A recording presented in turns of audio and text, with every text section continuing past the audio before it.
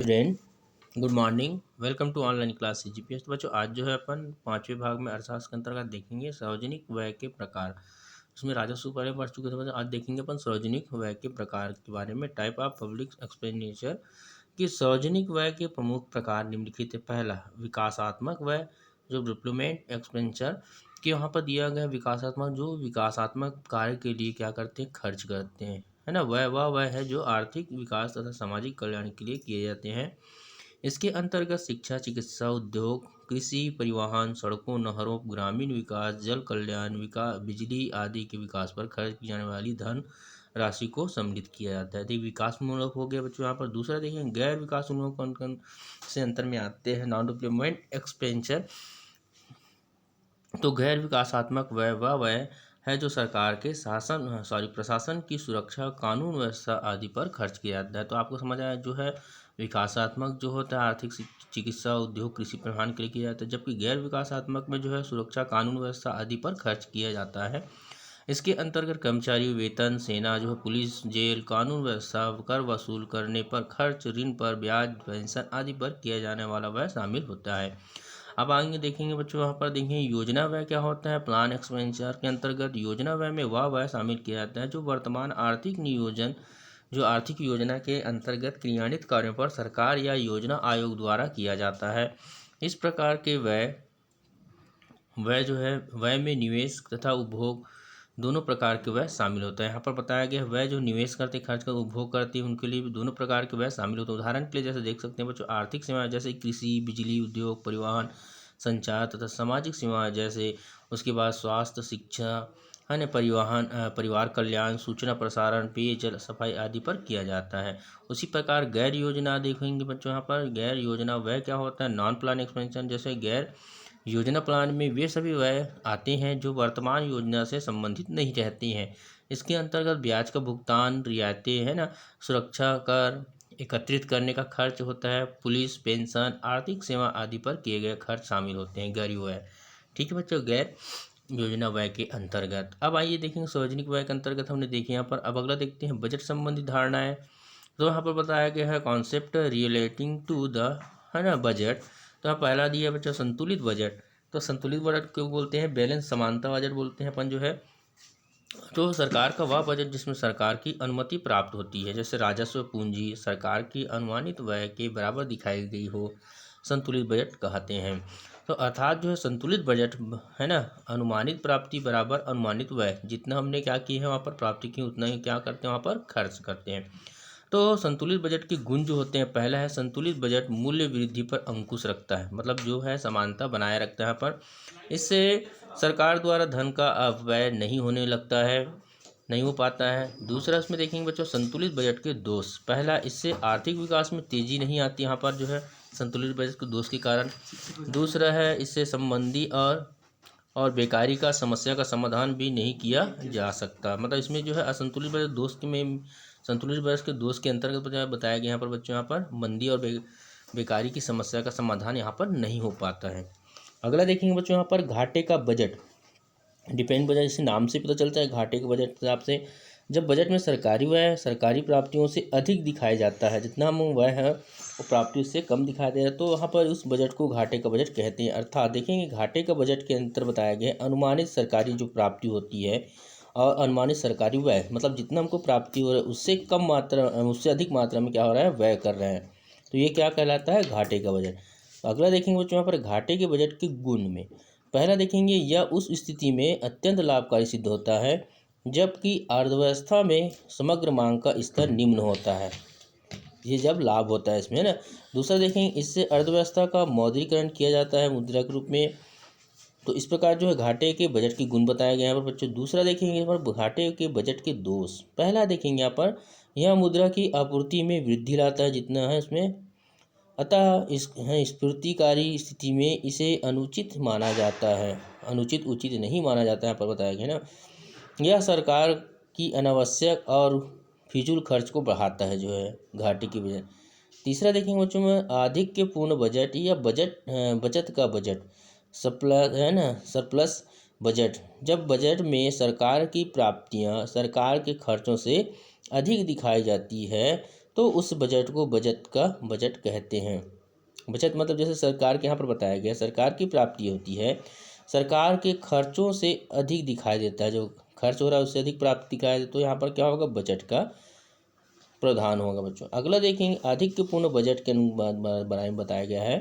अनुमानित सरकारी प्राप्तियाँ यहाँ पर दिए बढ़ रहा है, देखो यहाँ पर अनुमानित सरकारी व्यय के अंतर्गत है ना बच्चों।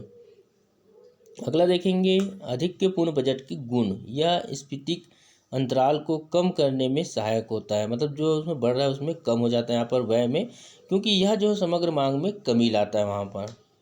दूसरा देखें बच्चों, इससे सरकार की मनमानी नहीं होती, मतलब जो अपने मन से खर्च किए जाते हैं वहाँ पर, यहाँ पर वो नहीं हो पाएगा, है ना।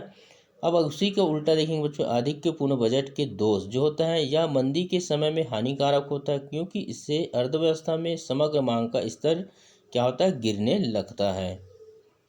ठीक है, अगला देखेंगे इसमें बच्चों, इसी का दूसरा नंबर जो बताया गया है, भारत जैसे अल्प विकसित राष्ट्र के लिए आधिक्यपूर्ण बजट क्या होता है, उपयुक्त नहीं होता है। तो आइए देखेंगे घाटा जो है के बारे में बताया गया यहाँ पर। तो घाटे से आशा सरकार के समग्र प्राप्ति की तुलना में समग्र व्यय का अधिक होना, मतलब जितना वह प्राप्ति कर रहा है उससे क्या हो रहा है, अधिक व्यय कर रहे हैं। तो भारत में प्रचलित प्रमुख घाटे का निम्न है। पहले देखिए राजस्व घाटा, है ना। दूसरा राजकोषीय घाटा और प्राथमिक घाटा। तो राजकोषीय जो है राजस्व में आता है, यहाँ पर राजस्व मतलब राजस्व मिलने जो है, भूमि जमीन जो भी रहता है उसमें। तो सबसे पहले देखेंगे राजस्व जो है घाटे के अंतर्गत रेवेन्यू डिफाइस है ना। तो यहाँ पर राजस्व का जो है घाटे का आशय जो है सरकार की अनुमानित जो राजस्व है प्राप्ति और व्यय में अंतर होता है, जितना दूरी पर बताया जाता है। वहाँ पर किसी वित्तीय वर्ष के लिए सरकार राजस्व प्राप्ति और अपने खर्च का एक अनुमान जो है लगाती है, लेकिन जब इसका व्यय इसके अनुमान से बढ़ जाता है तो इसे राजस्व घाटा कहा जाता है। व्यय मतलब खर्च बढ़ रहा है तो अर्थात यहाँ पर बताया गया है राजस्व घाटा बराबर राजस्व व्यय माइनस राजस्व प्राप्ति। यहाँ पर दिया आरडी जो होता है राजस्व घाटा बराबर यहाँ पर दिया आरई है ना, रिन्यूअल एक्सपेंडिचर। उसके बाद राजस्व प्राप्ति जो है बताया गया है रिन्यूअल करके, बेटा यहाँ पर बताया गया है रिसीव। यहाँ पर क्या बढ़ रहा है देखेंगे, यहाँ पर आरई जो है राजस्व घाटा यहाँ पर बढ़ जाता है, यहाँ पर व्यय हो रहा है इस कारण से। अब देखेंगे राजकोषीय घाटा जो होता है, फिजिकल जो है डिफिनेशन, जो राजकीय घाटे को वित्तीय घाटा भी कहा जाता है, जो साल में होता है। वित्तीय घाटा बताता है कि किसी वित्तीय वर्ष के दौरान सरकार की कुल आमदनी उधार को छोड़कर जितना हो रहा है और कुल खर्च का अंतर कितना है। तो वित्तीय घाटे के बढ़ने का मतलब है कि सरकार की उधारी जो है बढ़ेगी, और यदि उधारी बढ़ेगी तो ब्याज की अदायगी भी बढ़ेगा, क्योंकि उधारी जो है कंप्लीट करना यहाँ पर। तो ब्याज का बोझ बढ़ने से सरकार के राजस्व घाटे पर नकारात्मक असर पड़ेगा, अर्थात राजकोषीय घाटा बराबर कुल व्यय राजस्व व्यय प्लस पूंजीगत व्यय को प्लस कर दिया जाता है बच्चों, उसको माइनस कर देते हैं, जो उधार छोड़कर कुल प्राप्ति राजस्व प्राप्ति में प्लस कर देंगे, यहाँ पर उधार छोड़कर पूंजीगत प्राप्ति है। इस प्रकार आप देख सकते हैं इसमें बच्चों। अगला देखेंगे प्राथमिक घाटा जो है प्राइमरी जो होता है डिफेंसी। तो इस देश के जो है वित्तीय घाटे और ब्याज की अदायगी के अंतर को क्या बोलते हैं, प्राथमिक घाटा कहते हैं। किसको बोला जाता है बच्चों, यहाँ पर वित्तीय घाटे जो होता है हमारे साल में और ब्याज की जो अदायगी करते हैं उनके अंतर को क्या होता है, प्राथमिक घाटा कहते हैं। तो प्राथमिक घाटे के आंकड़े से इस बात का पता चलता है कि किसी भी सरकार के लिए ब्याज की अदायगी कितनी बड़ी या छोटी हो सकती है, यह छोटी समस्या है। भारत में जो है ब्याज की अदायगी एक बड़ा खर्च होता है, क्योंकि उसको अलग से दिया, सभी को मालूम बच्चों कॉमर्स वाले आप। तो भारत में 100 रुपया में से 18 रुपया सरकार के उधार पर ब्याज की अदायगी में की जाती है। देखो 100 रुपये अलग देगा, 18 रुपये अलग से और देगा, तो क्या हो रहा है, 18 रुपये एक्स्ट्रा लिखा यहाँ पर बच्चों। तो प्राथमिक घाटा जो है बराबर राजकोषीय जो घाटा माइनस ब्याज भुगतान पीडी प्राथमिक है ना डिफिसेंट, एफसी फिजिकल जो है डिफेंस जो घाटे का होता है, आईपी है मतलब इंटरेस्ट भुगतान पेमेंट। ठीक है बच्चों। तो जब यहाँ पर चालू वर्ष का व्यय होता है माइनस जो दिख रहा है यहाँ पर बढ़ रहा है, चालू व्यय खर्च में ज़्यादा दिख रहा है, चालू वर्ष की प्राप्ति में कमी दिख रहा है। तो आइए अब अगला देखते हैं बच्चों, यहाँ पर बताया गया है राजस्व घाटा, राजकोषीय घाटा, प्राथमिक घाटा। तो पहला देखते हैं, यह राजकोषीय प्राथमिक पर राजस्व व्यय का अधिक रहता है इसमें, ठीक है। तो यहाँ पर यह कुल जो है प्राप्ति पर कुल व्यय का आधिक्य हो जाता है बच्चों। यहाँ पर इसमें अप्राथमिक घाटे में यह जो है राजकोषीय घाटे तथा ब्याज के भुगतान के बीच का अंतर होता है। दूसरा देखेंगे बच्चों, यह बजटीय व्यय को प्रबोधित करने हेतु सरकार की उधार की आवश्यकता को प्रकट करता है, जो उधार वहाँ पर यहाँ पर ब्याज के भुगतान सहित सरकार को उधारी लेने की सीमा को प्रकट करता है, मतलब उधार ब्याज के सहित। यहाँ पर जो बताया गया आपको, यह ब्याज के भुगतान के अतिरिक्त सरकार को उधार लेने की सीमा को प्रकट करती, उसके साथ जो अलग से लिया जाता है। तीसरा देखेंगे बच्चों, राजकोषीय का राजस्व घाटा के अंतर्गत यह देश में संपूर्ण जो है निर्धनता को प्रकट करता है, कितना है यहाँ पर। इसमें यहाँ पर बताया यह GDP जो सकल है ना, ग्रांड पेमेंट जो बोलते हैं, समृद्धि को प्रक्रिया में बाधा डालता है, यहाँ पर जो बढ़ रहे हैं। यह देश में राजस्व व अनुशासन के निरंतर अभाव को प्रकट करता है। यहाँ पर देख सकते हैं जिसमें राजस्व में बच्चों RD बराबर रिन्यूअल डिफरेंस बराबर रिन्यूअल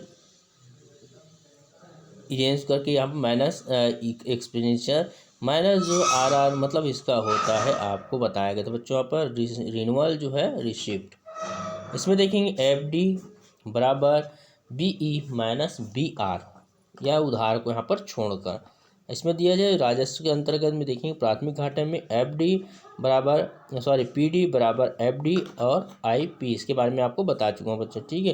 तो आज यहीं तक पढ़ेंगे बच्चों। नेक्स्ट में जो है भारत सरकार की बजट स्थिति संबंधी बजट अनुमान जो 6वें भाग पढ़ेंगे। आज चलिए बेटा, गुड डे।